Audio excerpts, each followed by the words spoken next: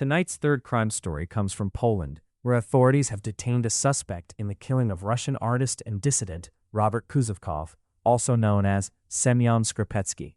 Kuzovkov was known for criticizing Russian authorities and had recently staged a protest in Berlin. Prosecutors say he was shot 5 times, including once in the head, in the eastern Polish city of Biała Podlaska. Polish Prime Minister Donald Tusk said a suspect carrying a Georgian passport was detained with help from Poland's internal security agency. The victim, Robert Kuzovkov, was a Russian national and artist critical of the Putin government.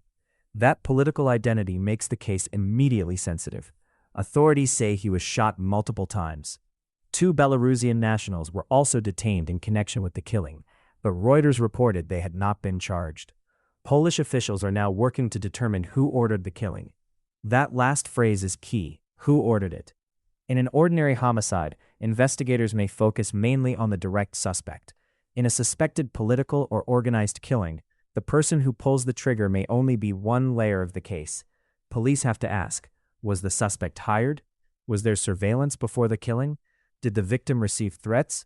Was the murder connected to political speech or foreign networks involved? Was it retaliation for protests or criticism?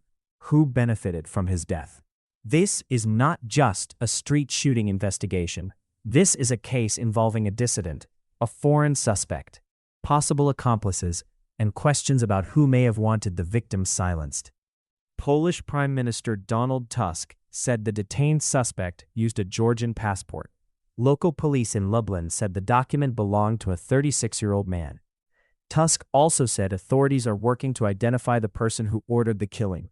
That points to a deeper investigation. Detectives will look at travel records, phones, financial transfers, messaging apps, border crossings, known associates, surveillance footage, weapons, hotel records, rental cars, and any contact between the suspect and the victim. They will also examine whether the 2 Belarusian nationals had any operational role, logistical role, or unrelated contact. At this stage, not everyone detained is necessarily charged. Detention can mean investigators believe a person may have information or a connection, but charges depend on evidence. What makes dissident killings difficult to investigate? You have to separate the shooter from the network.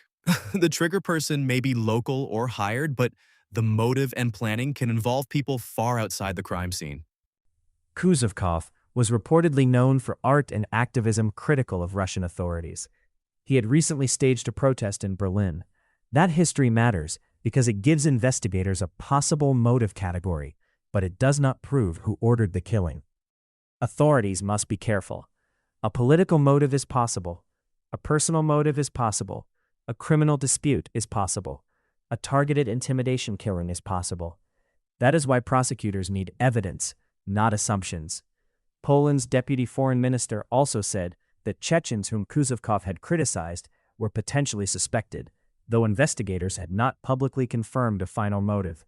That adds another layer: multiple possible grievance groups, political criticism, and international movement. This case will likely be solved through digital evidence, travel records, surveillance, weapon tracing, and financial links. Here is the investigative chain. First, police secure the shooting scene. Second, forensic teams recover ballistic evidence. Third, investigators identify the victim's recent movements. Fourth, detectives review threats, protests, and public disputes. Fifth, surveillance footage is checked near the killing. Sixth, travel and border records are reviewed. Seventh, the detained suspect's passport, phone, and contacts are analyzed. Eighth, investigators compare communications with possible accomplices. Ninth, prosecutors determine whether the suspect acted alone or on orders. 10th, authorities attempt to identify who may have ordered the killing. That is the heart of the case. A suspect has been detained, but the real question is whether this was a lone act or a contracted assassination. Here's what to watch next. 1. Whether the detained suspect is formally charged.